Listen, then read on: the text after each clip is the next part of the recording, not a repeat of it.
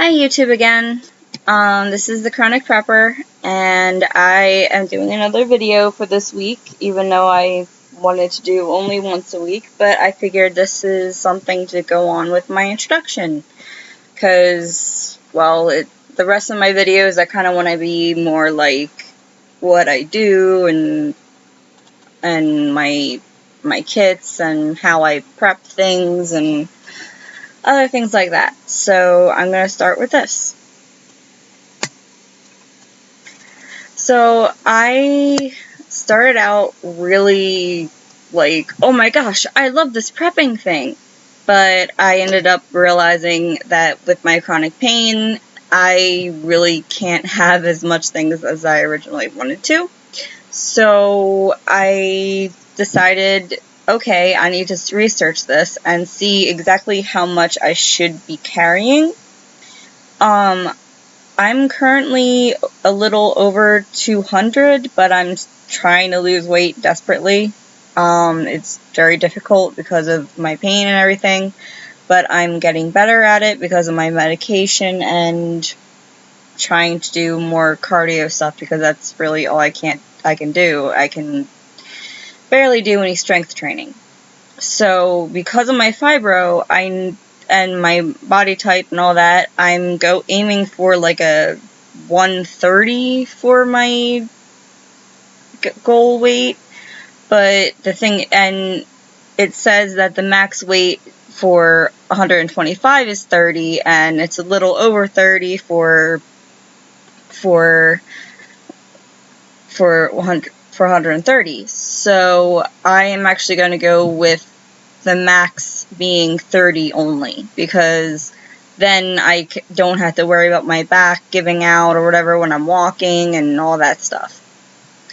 My max is going to be 30, but I'm going to probably aim for like a 20-25 range, hopefully, maybe less.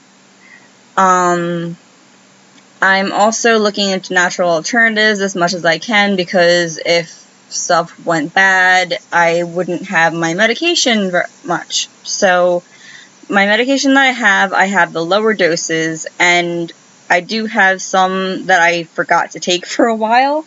So I'm using that as my alternative for if stuff happens, I can just wean myself off medication that way with the lower dose, and I wouldn't really hurt myself much.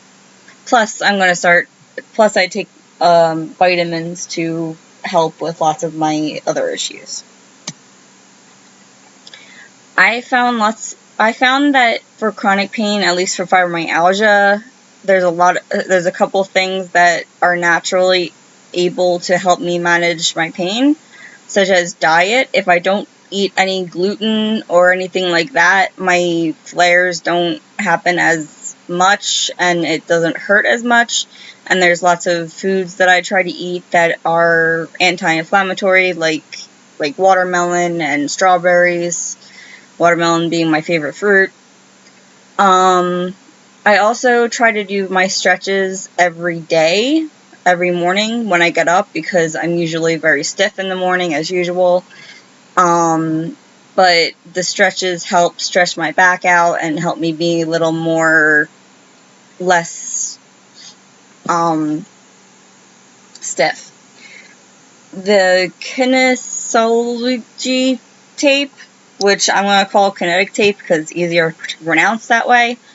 I learned that in physical therapy, I get it on me, and I'm going to get a big batch of it myself. I'm actually going to get 2 big rolls. I'm going to take one roll and use it for myself, but I'm going to use the other roll and put it in my preps so that if anything happens, I have an extra set of kinetic tape, so that will help me do things. It really helps to relax the muscles, and even on flares, it makes the pain not as bad as it would be. I made a lot of mistakes, as I originally said. This is actually my first bag that I got. It's actually, I didn't realize that it was heavier than usual even when it's empty. So I am working on getting a new bag, but I'm not going to throw this bag out.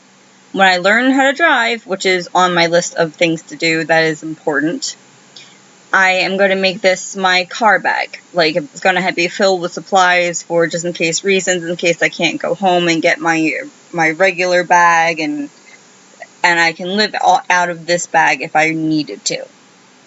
I didn't do any research before this. I was mainly watching the prepping channels that are like gear reviews and stuff like that, and I just fell in love with all the gear, and then I realized I need to go more minimalistic. So that's what I'm attempting to do now, trying to get more minimalistic. I currently have my bug out bag, I guess it's called. I like to say survival bag is actually nicer, I feel like. But I actually have this still as my bag for now until I get a better bag, because the waist strap is thick, and I feel like it distributes on my body better, and it makes it less harsh on my back, which is good, because a lot of the thinner waist straps bother me. Like, it doesn't do enough to make the weight not as much on me. So that's the reason why I'm keeping this bag until I can find a good smaller bag that's lighter weight. But I really like this bag because it's nice and big, and if I ever needed to do anything, I could just stuff everything I need in this bag and go. And right now I'm focusing on learning things. I am watching lots of videos all the time, learning, and practicing as much as I can, living in this little city suburb of the area. I can't do much things outside because I'm not living near any woods or have enough land to do so. But I can practice little things like tying knots, making tiny kits for family and friends, and minimalizing everything else that I have into smaller, more convenient, easier to carry things. So yeah, that's what I'm doing for now, and as I said, one of the main things I'm working on is getting my license, which is the next big step after I move out, because the person I'm moving out with, hopefully, is going to be able to teach me how to drive, which is good because nobody around here seems to be able to. So I'm working on that, and I'm working on other things like getting my bachelor's degree, and then possibly getting an EMT light certification just for my own self, because I want because I don't want to work as an EMT because of my chronic illness, but I want to be able to help people if I ever run into like an accident or something, so I can and when I do get a car, I'm going to definitely have that bag I was showing you before, and a bigger medical bag once I get my EMT certification, so that I know what to use in case they don't come right away. At least then they'd have people to already help take care of whatever's going on, because I'd be certified. So yeah, that's what I'm doing for now, and I hope you have a great day. Please like and subscribe if you like this. Bye.